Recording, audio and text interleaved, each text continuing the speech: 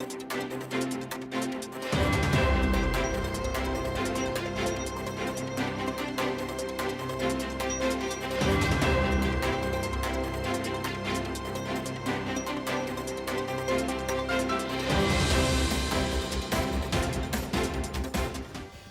दर्शकों, मैं हर्ष कुमार न्यूज़ 28 से आपका स्वागत करता हूं।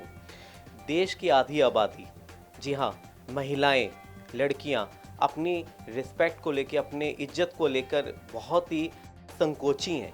देश में ऐसे कई मामले हैं जो बलात्कार के मामले उठते हैं, उससे महिला वर्ग है वो हमेशा घबराया रहता है। घर के बाहर, ऑफिस के बाहर, ना जाने ऐसे कई निगाहें उनको डसती रहती हैं, उनको देखती रहती हैं और उनको ये फील कराती हैं कि वो सुरक्षित नहीं है। तो इसी मुद्दे के ऊपर अगर हम देखें तो देश में ऐसे कई केसेस आए हैं जिसके ऊपर पूरा देश एकजुट हुआ है। जब निर्भया कांड की हम बात करें तो पूरा देश एकजुट हो गया था। उस समय भी ये समझा जा रहा था कि एक ऐसा कानून बनेगा, एक ऐसी मानसिकता बनेगी कि देश में महिलाएं अपने आप को सुरक्षित महसूस करना शुरू करेंगी। लेकिन पिछले दिनों जिस तरीके से हाथरस का जब कांड आया तो उससे एक बार और पूरा देश झंझोर गया। महिलाएं को लगा, महिलाओं को, युवतियों को ये लगने लगा कि वो अभी भी सुरक्षित नहीं है। इसी अहम मुद्दे के ऊपर कि हाथरस जैसे जो कांड होते हैं, निर्भया जो कांड होते हैं, ये कब रुकेंगे?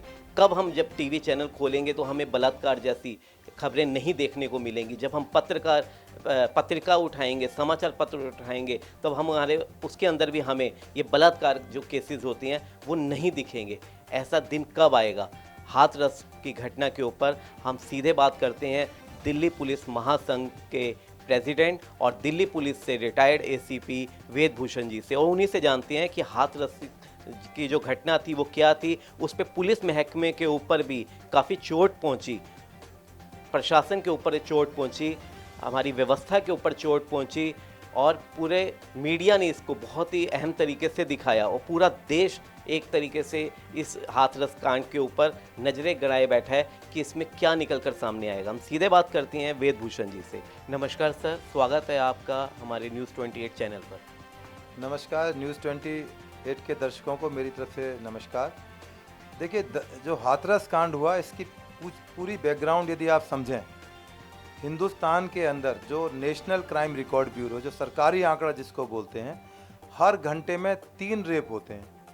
हर घंटे में 3 रेप वो हैं जो रिपोर्टेड होते हैं। अब आप अंदाज लगाइए कि कितने ऐसे केस होंगे जिनकी रिपोर्ट ही नहीं होती। दिल्ली, बॉम्बे, कलकत्ता, मद्रास, मेट्रोपॉलिटन सिटीज़ को छोड़ दो, हमारी जो आत्मा गांवों के अंदर बसती है, इंटीरियर के अंदर बसती है, वहाँ कितने रेप होते होंगे आप सोच नहीं सकते। यदि मैं 3 को 30 बताऊं तब भी शायद कम पड़ेंगे, 300 बताऊं तब भी कम पड़ेंगे। ये 3 केस हर घंटे में वो है जो रिपोर्टेड होते हैं, जो सरकारी आंकड़ा कहता है। रेप क्यों होते हैं, इसके पीछे की क्या मानसिकता है, कोर्ट कचहरी, सीबीआई, पुलिस, समाज की क्या स्थिति है, उसको मैं आपको एक बहुत छोटे से एग्जाम्पल से बताता हूँ। मैं यूनाइटेड नेशंस मिशन में एक बार साइप्रस कंट्री है वहाँ पर गया था। तो वहाँ पर जब मैं पहली बार गया तो मैंने ऐसा दृश्य देखा नहीं। वहाँ जो बीचेस थे, जहाँ लाइफ स्टाइल था, इंडिया से बिल्कुल रिवर्स था। हम लोग उनको बड़े क्रिटिसाइज़ करते हैं कि यूरोपियन गर्ल्स शॉर्ट पहनती हैं, सिगरेट पीती हैं, शराब पीती हैं, डांस करती हैं। तो मैंने जब वहाँ पर रहा, वहाँ की पुलिसिंग को समझा, वहाँ अपनी ड्यूटी करी, तो पता लगा पूरे कंट्री में कोई रेप नाम की चीज़ होती नहीं है। रेप होता ही नहीं है। सालों में कभी कोई लड़की की बिना इच्छा के उसको कोई मोलेस्टेशन का कोई छेड़ दे शराब पी के तो एक अलग बात है। रेप नाम की तो वहाँ सोच भी नहीं सकता कि वहाँ रेप हो सकता है। तो ये सारा मामला कानून से जुड़ा हुआ नहीं है। जैसा अभी आपने बताया, जब निर्भया के साथ रेप हुआ तो इतना सख्त कानून लाया गया, जस्टिस वर्मा ने दिया कि लड़की को घूरना भी हिंदुस्तान में एक ऑफेंस है, लड़की के पीछे जाना भी एक ऑफेंस है, सच झूठ का फैसला तो कोर्ट में होगा। तो जो रेप की जो विचारधारा है वो इस तरह से है कि लोगों के दिमाग में एक अजीब तरह की पिक्चर हिंदुस्तान में जाती है कि रेप हो गया। रेप की असलियत, सच्चाई को कोई नहीं जानता, ना कोशिश करता जानने की, क्योंकि हमारी जो मानसिकता है वो इस तरह से हो चुकी है कि केवल रेप का वर्ड आते ही लगता है कि सब कुछ जैसे सब अंधेरा ही अंधेरा है। ऐसा नहीं है साथियों। बहुत सारे इसके पीछे कारण होते हैं, आर्थिक कारण होते हैं, सामाजिक कारण होते हैं। इसके पीछे सामाजिक कुरीतियाँ हैं, हमारा समाज जिम्मेदार है, हम लोग जिम्मेदार हैं, मीडिया जिम्मेदार है, तमाम सिस्टम जिम्मेदार है। निर्भया केस की इन्वेस्टिगेशन पुलिस ने मात्र 18 दिन में पूरी कर ली होगी, आपको ताज्जुब होगा, केवल 18 दिन में। और उसका ट्रायल भी फास्ट ट्रैक कोर्ट के अंदर हुआ। केवल 3.5 महीने में उसको फांसी की सज़ा का कोर्ट ने आदेश कर दिया। तो कायदे में तो 3.5 महीने ना लेके 4 महीने बाद वो फांसी पे हो जाने चाहिए थे, पर उनको फांसी तक पहुंचते पहुंचते 8 साल लग गए। इतना सख्त कानून होते हुए सब कुछ कानून में बदलाव लाया गया। तो क्या कानून कम थे? कानून बिल्कुल ठीक है अपनी जगह पर। सिस्टम में, जुडिशल सिस्टम में या कहीं भी समाज के अंदर कमी है, उसको ठीक करने की ज़रूरत है। पुलिस तो बहुत सॉफ्ट टारगेट होती है, जब भी चाहो पुलिस को सस्पेंड कर दो, डिसमिस कर दो, नौकरी से अलग कर दो, उसकी वर्दी उतार दो, उसके खिलाफ धरना प्रदर्शन कर दो। पर जब इन चीज़ों के पीछे आप जाएंगे तो बहुत सारी चीज़ें निकल कर आएंगी कि समाज के अंदर ये क्यों होता है। अब ये आपने, और निर्भया का भी इसलिए 8 साल में सज़ा हो पाई क्योंकि हैदराबाद में एक लड़की के रेपिस्ट को पुलिस वालों ने एनकाउंटर कर दिया। उस पर भी बड़े सवाल पैदा हुए। अरे पुलिस को क्या अधिकार था, उस गोली मार दी उसको, मतलब बिल्कुल मासूम लड़के को गोली मार दी गई। मतलब समाज कैसे भी नहीं जीने देता, इधर भी नहीं जीने देगा, उधर भी नहीं जीने देगा। विकास दुबे का एनकाउंटर हुआ एक दिन पहले, वो जैन मंदिर में वो चला गया कि पुलिस वालों की मिली भगत से हो रहा था और पुलिस चाहती थी कि वो नेताओं को बच जाएं, और जो उसको गाड़ी पलट दी गई और गोली मार दी गई तो पुलिस बड़ी गंदी है, पुलिस ने मर्डर कर दिया, इनको जेल जाना चाहिए, सुप्रीम कोर्ट तक मामला आया। तो तमाम चीज़ों को सबको सोचना चाहिए, समझना चाहिए। अब हाथरस केस पर आते हैं। हाथरस जब ये केस चल रहा था, प्रकरण पूरे जोर पर था, इसी उत्तर प्रदेश के अंदर 3 जगह पर और बच्चों के साथ रेप हुए, माइनर बच्चों के साथ हुए, बहुत छोटी बच्चों के साथ हुए, राजस्थान में हुए। परंतु कुछ कारणों की वजह से हाथरस पर फोकस कर दिया गया। इसके पीछे कई राजनीतिक कारण थे, मीडिया का कुछ इंटरेस्ट जुड़ा हुआ था, कुछ विशेष वर्ग के लोगों का इंटरेस्ट जुड़ा हुआ था।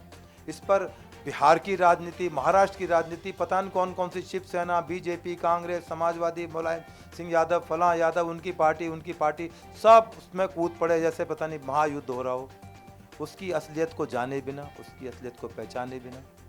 अब जब इन्वेस्टिगेशन शुरू हुई और पता लगा कि ये मामला कुछ और है, तो अब वो लोग पीछे हट रहे हैं कि कैसे अपने शक्ल कैमरे के सामने दिखाएं कि जो बड़े ज़ोर ज़ोर से बोल रहे थे।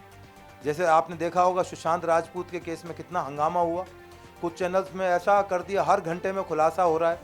इतने खुलासे तो सीबीआई ने पूरी ज़िंदगी में अपने नहीं करे होंगे अपनी लाइफ में। जो एक नाम नहीं लेना चाहता किसी चैनल का, वो हर घंटे में खुलासा कर रहे थे, जबकि मामला जीरो, सुशांत राजपूत का मामला जीरो निकला। इसी तरह हाथरस केस के अंदर अब जैसे जैसे इन्वेस्टिगेशन हो रही है, पता लग रही है, नई नई चीज़ें आ रही हैं, तो ये पता लग रहा है कि तो मामला ही उल्टा है।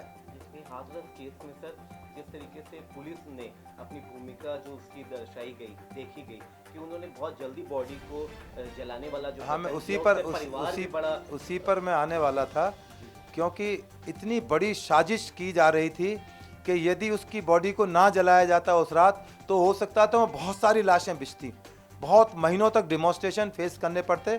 जैसे आपने शाहीन बाग और यमुना पार्क के दंगे देखे, उससे बड़े दंगे योजना आयोजित की गई थी, और उनकी घर वालों की सहमति के बिना, क्योंकि अब ये कोर्ट कचहरी, सुप्रीम कोर्ट, जो भी पुलिस करती है उसकी जिम्मेदारी कोर्ट में जवाबदेही होती है।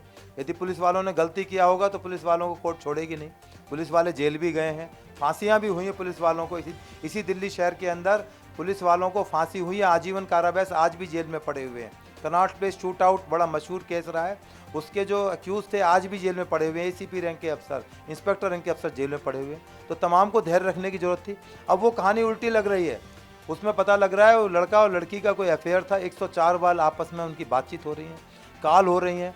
अब उनको कहा जा रहा है कि अपनी ब्रेन मैपिंग कराइए, नार्को टेस्ट कराया जाएगा, सच झूठ का लाई डिटेक्टर टेस्ट कराया जाएगा। और तमाम लोग पीछे हट रहे हैं कि उनको पता है कि टेस्ट होने के बाद में साइंटिफिक चीज़ है, सच्चाई सामने निकल कर आएगी, क्योंकि सच्चाई पे पर्दा डालना चाहते हैं। जबकि ये मामला ना वो मर्डर था, ना वो किसी तरह का रेप था, ना रेप की पुष्टि हुई। जितने भी शुरू में बयान आए, क्योंकि पब्लिक डोमेन में नहीं थे, तो पब्लिक को लगा कि पुलिस रफा दफा कर रही है। पुलिस वालों के ऊपर गाज भी गिराई गई, उनको सस्पेंड कर दिया गया, और कुछ को तो बिना बात ही सस्पेंड कर दिया गया।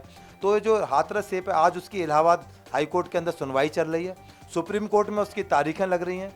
यूपी गवर्नमेंट अपना एफिडेविट दे चुकी है, डिटेल्ड एफिडेविट दे रखी है। तो उन तमाम के मुंह पर अब ताला धीरे धीरे लग रहा है। जैसे सुशांत केस में सारा मामला एकदम से ठप हो गया, रिया चक्रवर्ती के बेल आते रिया चक्रवर्ती का मामला ठप हो गया। फिल्म इंडस्ट्री को तमाम को ऐसा लग रहा है जैसे फिल्म इंडस्ट्री सारी शराबी कबाबी नशे में डूबी हुई है। ऐसा नहीं है साथियों, इतने अच्छे कलाकार इस फिल्म इंडस्ट्री ने दिए हैं, इतनी खूबसूरत महिलाएं दी हैं, खूबसूरत एक्ट्रेस दी हैं जिन्होंने बेहतरीन ऐसा काम किया है कि लोग ज़िंदगी भर उनको याद रखते हैं, उनके गाए हुए गुनगुनाते हैं, हम गाने गुनगुनाते हैं, सुबह शाम हमारे बच्चे गुनगुनाते हैं। तो तमाम पक्षों को देखने की ज़रूरत है, समझने की ज़रूरत है। मैं आपके चैनल के माध्यम से आपके दर्शकों को कहना चाहता हूं कि एकदम से किसी चीज़ पर नतीजे पर ना पहुंचें, थोड़ा पेशेंस रखें, कानून की स्थिति को समझें। हाई कोर्ट है, सुप्रीम कोर्ट है, पूरा दिमाग लड़ाते हैं, सोचते हैं, जानकारियां हासिल करते हैं, साइंटिफिक तरीके से इसका इस्तेमाल किया जाता है। अब दिल्ली के अंदर सुनंदा पुष्कर केस हुआ, उस टाइम बड़ा हंगामा मचा कि भाई फलां आदमी ने मर्डर कर दिया। वो आज तक भी 6.5 साल के बावजूद भी आज तक उसमें चार्ज भी नहीं लगा हुआ।